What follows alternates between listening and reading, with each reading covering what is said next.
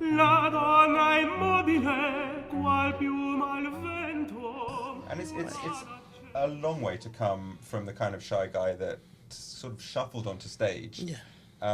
And you've spoken about back in those days that actually you didn't really care. You were in a place where you didn't want to do it, and you had no confidence. And can you remember that guy? Is he still there? Is it? But are you very aware of where you've come? That guy is still me, and I am still him, and always will be. And that is something that I have to live with. But that is not just me. From there, I feel like I've developed so much as a person that as much as very sad, very depressed me is still me, he is not a me that I've had to deal with for a very long time. Okay, but that's still a lot for a teenager to have dealt with as well. Like, not every teenager deals with that extreme. Yeah. So is that something you can now look back on and think, God, I got through that? I can look back on it and think, God, I was a fool. Really? Honestly. This is not to say that anyone who is so depressed that they feel that they should take their own life is a fool. But in my case, I was so foolish because I failed to realise that around me were scores upon scores of people who wanted to help. Yeah. But because of what I had put myself in, my own darkness, my own bubble, I could not see these people. Yeah. And that was down to me. And if I had accepted help earlier, then perhaps this whole crazy adventure wouldn't have happened. But the earlier that you can ask for help and seek out someone, the better.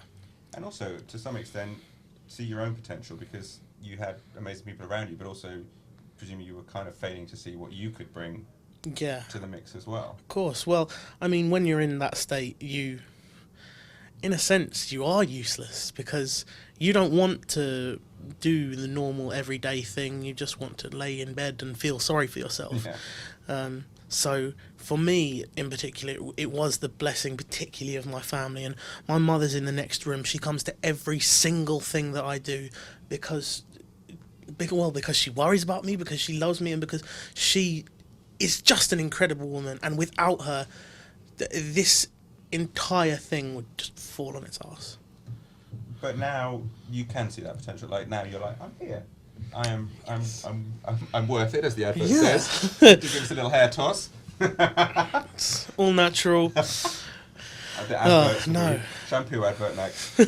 I hope so. Hey, I'm aiming for it. I'm angling. But is there, like, who would you love to meet? You obviously met some of your classical heroes already. You met Simon Cowell, and now you've met me, which is incredible. But you're holding it together really well. I'm on the inside. I am falling apart. It's good to know. Who would you really love to meet, or possibly fall apart a bit? Are there the little heroes? My very unfortunate one is one of my favourite movies as a child was Flubber. Okay. And so one of the people that I would have loved to have met my entire life, and one of the funniest people I thought, Robin Williams, and I will never get that chance, and that saddens me. And the fact that he took his own life makes it only sadder. Yeah. Because I know what it's like to be just before that. I know what it feels to want to do that, but I never went the whole 9 yards. So it's very sad.